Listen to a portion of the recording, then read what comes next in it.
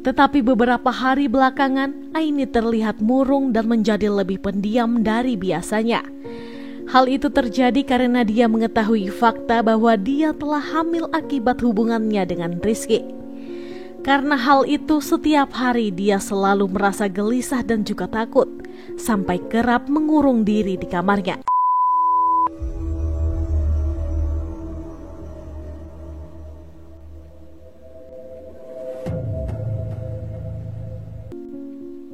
Assalamualaikum warahmatullahi wabarakatuh.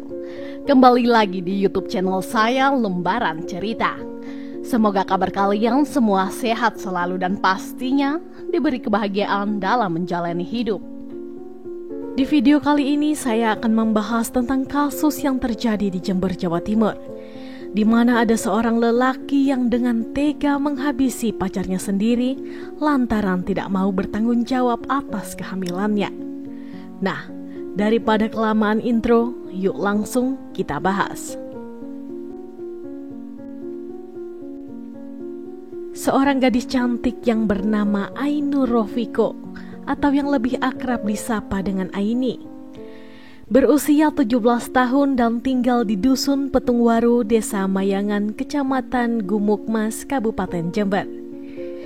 Aini sendiri masih seorang pelajar yang duduk di bangku SMK PGRI Jember kelas 12. Ia merupakan anak dari pasangan suami istri yaitu Rosidi dan Rosmiati. Aini sendiri dikenal sebagai gadis yang baik dan penurut. Dia juga mempunyai sifat pendiam dan tertutup dan juga terlihat jarang sekali keluar rumah. Bahkan saat pulang sekolah, ia langsung pulang dan selalu berpamitan dengan keluarganya setiap kali pergi keluar rumah. Akan tetapi saat mulai menginjak dewasa, rumah tangga dari kedua orang tua Aini mulai goyah. Entah apa penyebabnya, yang pasti kedua orang tua Aini memutuskan untuk berpisah karena suatu hal. Setelah kedua orang tuanya berpisah, seiring berjalannya waktu, sang ibu kembali menjalin hubungan dekat dengan seorang pria yang bernama Saiful.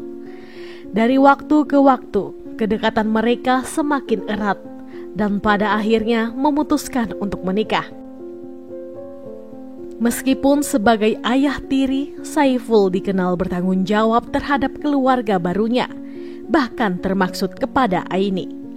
Dia sangat menyayangi Aini seperti anak kandungnya sendiri. Ayah tiri dari Aini bisa dikategorikan bukan termaksud orang yang kaya.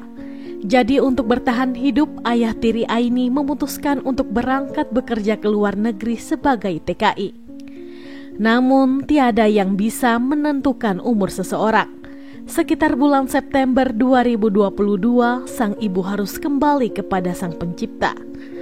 Karena itulah, Aini hanya tinggal bersama dengan neneknya di rumah karena ayah tirinya masih bekerja di luar negeri. Seperti remaja pada umumnya, meskipun terkenal pendiam dan tertutup, diketahui Aini ini mempunyai seorang kekasih yang bernama Rizky Aji, yang pada kala itu berusia 22 tahun. Untuk kesehariannya, Rizky bekerja sebagai pencari rumput untuk pakan ternak. Dia juga masih merupakan tetangga dari Aini dan bisa dibilang rumah keduanya sangat berdekatan.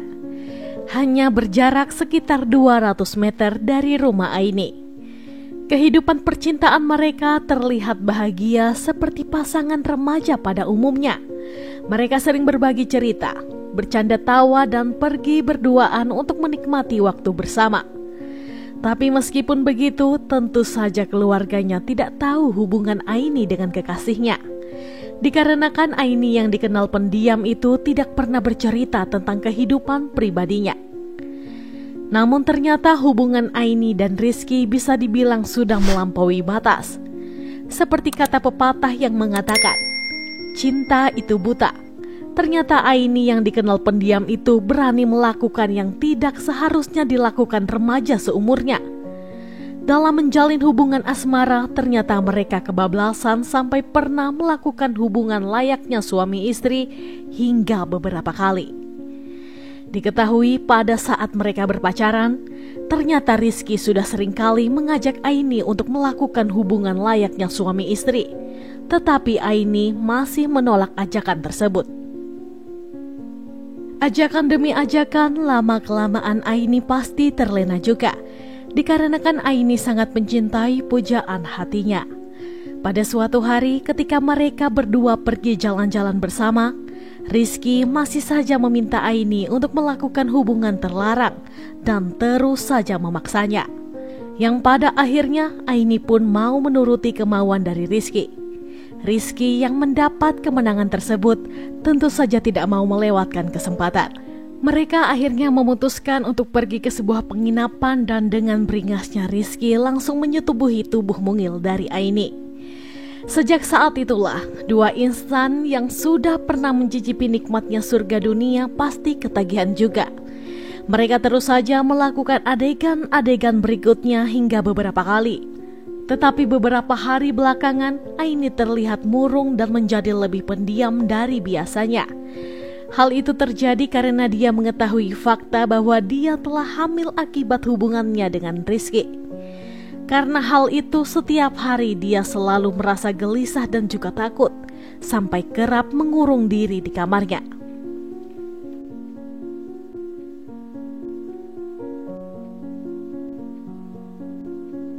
Singkat cerita, kemudian pada hari Kamis 29 Desember 2022 sore hari, Aini berpamitan kepada neneknya untuk pergi keluar sebentar karena ada suatu kepentingan.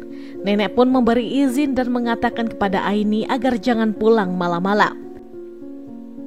Sebenarnya Aini sudah ada janji dengan Rizky untuk pergi berdua dengannya.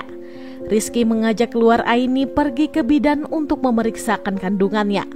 Namun yang tidak diketahui Aini saat itu adalah Rizky juga membawa senjata tajam yang disembunyikan di pinggangnya. Mereka kemudian berangkat dengan menggunakan sepeda motor milik Aini. Di tengah-tengah perjalanan sekitar jam 6 malam, Rizky dengan tiba-tiba menghentikan motor di tempat yang sepi, yakni di sekitar tempat pembuangan sampah dekat area persawahan. Saat itu ia kembali bertanya kepada Aini tentang siapa yang telah menghamilinya. Rizky merasa bahwa anak yang dikandungan Aini bukanlah anak dari Rizky, sehingga Rizky terus saja memaksa Aini untuk berkata jujur siapa ayah dari buah hati yang dikandung Aini. Namun Aini memilih untuk tidak menjawab dan terus saja berdiam. Dikarenakan sikap Aini yang malah diam saat ditanya, tentu saja hal itu membuat Rizky menjadi semakin emosi, geram dengan sikap Aini. Rizky kemudian mengeluarkan benda yang telah dia bawa dan langsung menghujamkannya ke tubuh Aini hingga Aini tak berdaya saat itu juga.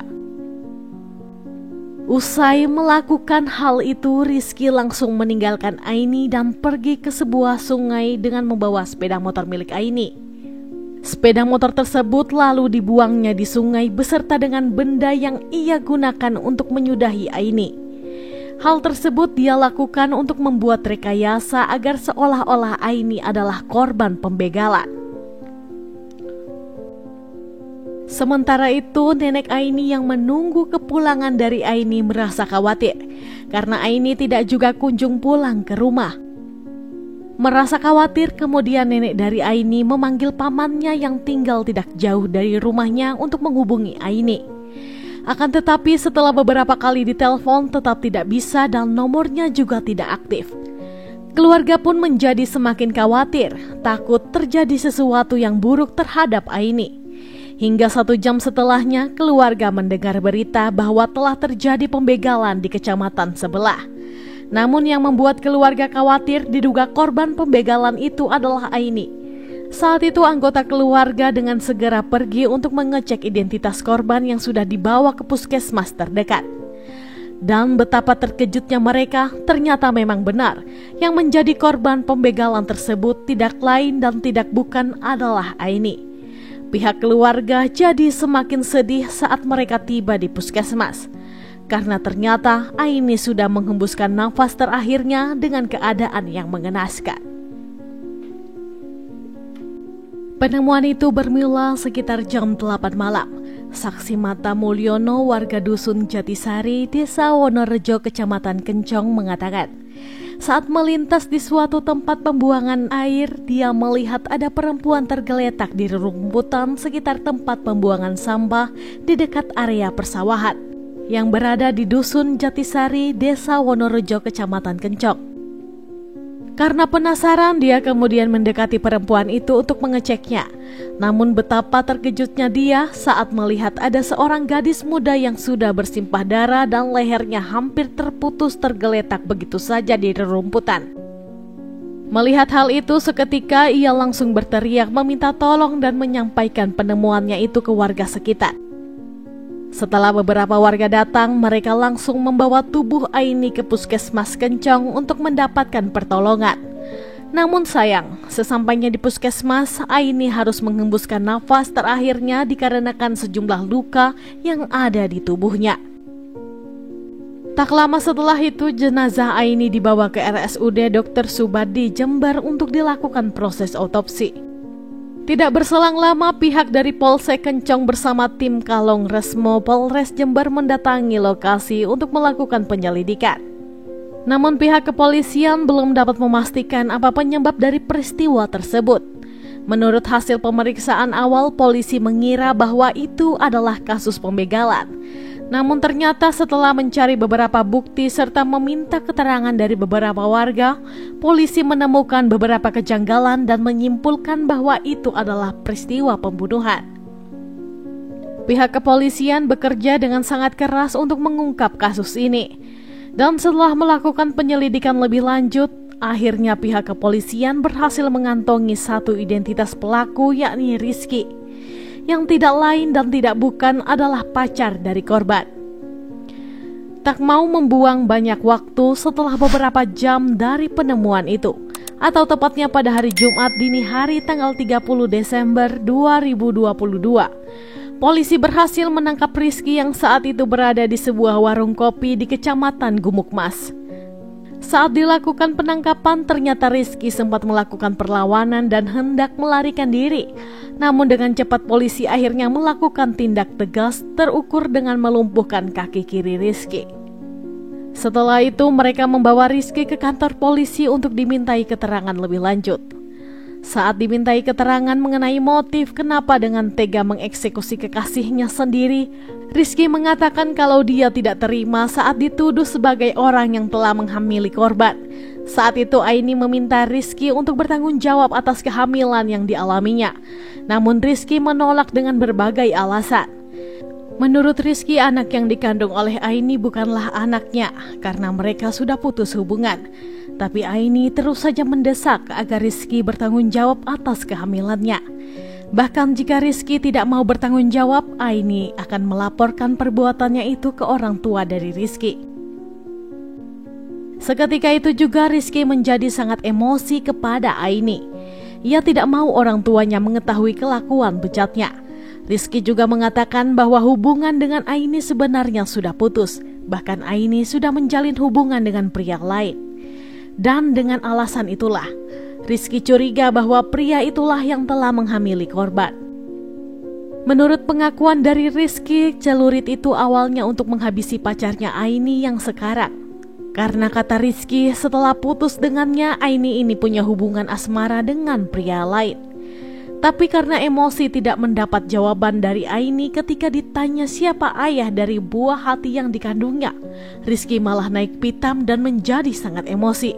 Dia langsung mengeluarkan celurit dari pinggangnya dan langsung menebaskan celurit itu ke Aini. Mendapat jawaban seperti itu, tentu saja pihak kepolisian tidak langsung percaya begitu saja. Pihak kepolisian akan terus melakukan pendalaman dengan memintai keterangan sejumlah pihak dan mengumpulkan alat bukti pendukung. Untuk mempertanggungjawabkan perbuatannya, Rizky dijerat dengan pasal 80 ayat 1 junto pasal 85 Undang-Undang Perlindungan Anak dan pasal 338 tentang pembunuhan dengan ancaman maksimal 15 tahun penjara. Namun jika di dalam penyelidikan ditemukan unsur kesengajaan, Rizky juga akan dijerat dengan pasal 340 KUHP tentang pembunuhan berencana dengan hukuman penjara seumur hidup atau bahkan hukuman mati. Dari kasus ini semoga kita belajar bahwa peran orang tua dalam mendidik anak sangatlah penting. Tidak hanya memberikan pendidikan yang baik, tapi kita sebagai orang tua juga harus memberikan perhatian kepada anak kita, memberi contoh dengan tindakan kita, dan mengenalkan kepada anak kita pentingnya sebuah keimanan, agar anak kita terhindar dari pergaulan bebas yang bisa merugikan diri sendiri ataupun orang lain. Demikian kasus yang bisa saya ceritakan untuk hari ini. Gimana nih menurut pendapat kalian? Silahkan sampaikan pendapat teman-teman di kolom komentar. Dan semoga dengan adanya video ini kita bisa belajar untuk lebih waspada dan selalu berhati-hati dalam menjalani hidup. Saya sendiri tidak akan pernah bosan untuk mengingatkan, selalu libatkan Tuhan di setiap tindakan kita, karena kita tidak akan pernah tahu apa yang akan terjadi ke depannya. Oke, sekian dulu untuk video hari ini. Mohon maaf jika ada salah dalam tutur kata. Dan jika menurut kalian channel ini bermanfaat, mohon supportnya dengan cara mengklik subscribe, like, komen, dan jangan lupa untuk menyalakan tombol notifikasinya, agar kalian tidak ketinggalan saat kami upload video terbaru. Sampai jumpa di video selanjutnya. Bye-bye.